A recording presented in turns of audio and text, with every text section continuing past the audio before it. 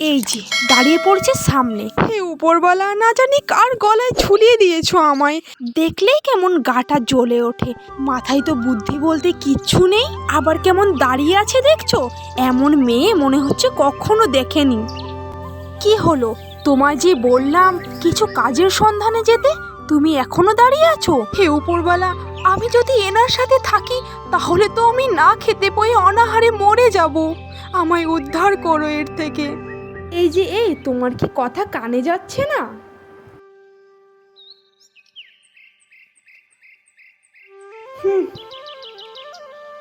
দুপুর গড়ে সন্ধে নেমে আসছে, এখনো তার কোনো দেখা নেই। এদিকে আমি আর খিদের জ্বালা সহ্য করতে পারছি না, কিন্তু কি আর করার, এই বোকা লোকটাকে নিয়ে সারাটা জীবন কাটাতে হবে আমায়। মা গো মা, খিদের জ্বালায় আমার পেটটা কেমন জ্বলছে।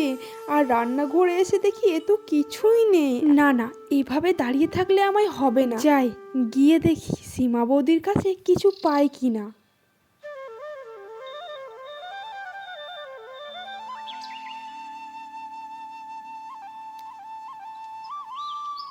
বৌদি, বৌদি, বাড়ি আছো?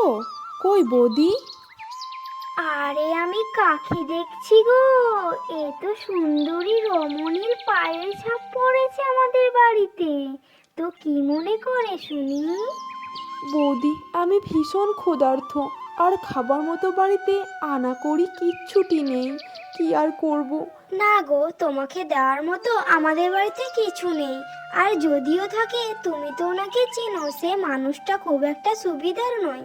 আর সে যদি জানতে পারে আমি তোমায় খাবার দিয়েছি, তাহলে সে হয়তো আমায় ঘাড়ে ধরে বের করে দেবে। তার থেকে ভালো তুমি চলে যাও, আমি কোনো সাহায্য করতে পারবো না তোমায়। থাক, কি আর করার, রূপ নিয়ে জন্মেছি, তবে ভাগ্য নিয়ে জন্মাইনি আমি।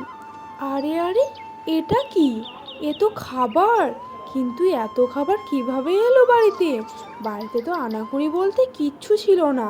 যাই যাই, এত ভেবে লাভ নেই, খেয়ে পেটের জ্বালাটা তো মেটাই। কি সুস্বাদু খাবার, কিন্তু এগুলো কিভাবে এলো?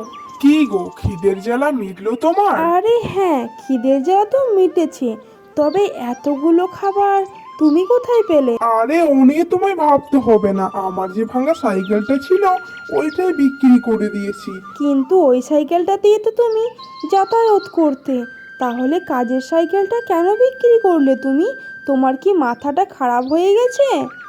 আরে না না, মাথা কেন খারাপ হবে? আর এমনও আজ তোমার জন্মদিন, আমার তো একটা কর্তব্য আছে বলো। আমি হয়তো রোজগার করে তোমায় তেমন দিতে পারছি না, তবে কি আছে, আমি একটু পরিশ্রম করে হেঁটে যাব, কিছুদিন পরে হয়তো সাইকেলটা আবার চলে আসবে। কিন্তু এই শুভ দিনটা তো তোমার কাছে আর ফিরে আসবে না বলো। তাই আমি যতটুকু সামর্থ্য হলো ততটুকুই তোমাকে উপহার দিলাম।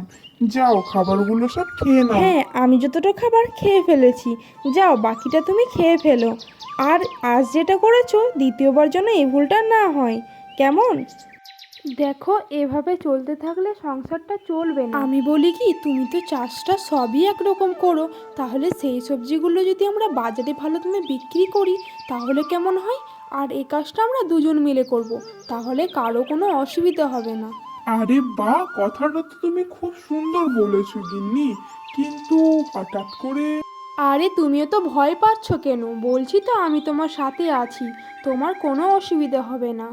যাও, গিয়ে সবজিগুলো বাজারে নিয়ে যাওয়ার ব্যবস্থা করো, তারপর আমরা দুজন মিলেই বাজারে বিক্রি করব। আচ্ছা গিন্নি, তাহলে আমি বাজারে যাই সবজিগুলো নিয়ে, দেখি কি হচ্ছে, আর তুমি এসো পিছনে। সত্যি মানুষটাকে যতটা খারাপ ভেবেছিলাম ততটাও না, ভীষণ ভালো মনের একটা মানুষ। আমাকে তার সাথে সাথ দেওয়া দরকার, আমাকে তার অনেক প্রয়োজন এই সময়। যাই, বাজারে গিয়ে সবজিগুলো দুজন মিলে বিক্রি করে আসি। সবজি আছে, সবজি, তাজা তাজা সবজি আছে।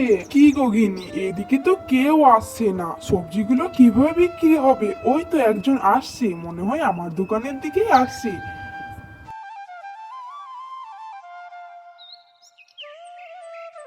আস্তে আস্তে তাদের ব্যবসা অনেক বড় হলো আর উন্নতির পথে এগিয়ে গেল। আরে কাকা থাক না, টাকাটা না হয় অন্য কোনো একদিন দিয়ে যাবে, তাতে কোনো অসুবিধে নেই। আর এখন রমেশ বড় ব্যবসায়ী হয়ে গেছে, তাই তাদের টাকা পয়সা নিয়ে তেমন কোনো অসুবিধে হয় না। সত্যি গিন্নি, তোমাকে পেয়ে আমি সত্যি অনেক ভাগ্যবান, কারণ এরকম বউ যদি সবার থাকে সবাই উন্নতির দিকে এগিয়ে যায়। আরে বউদের তো এটাই কর্তব্য যে স্বামীর হাতটা ধরে সারাটা জীবন একসাথে পথ চলবে, আর আমি তো সেটাই করেছি, আমি আমার কর্তব্য পালন করে আর এভাবে সারাটা জীবন তোমার হাত ধরে একসাথে চলবো, তাহলে আমাদের কোনো অসুবিধা হবে না আর আমরা অনেক উন্নতি করতে পারবো।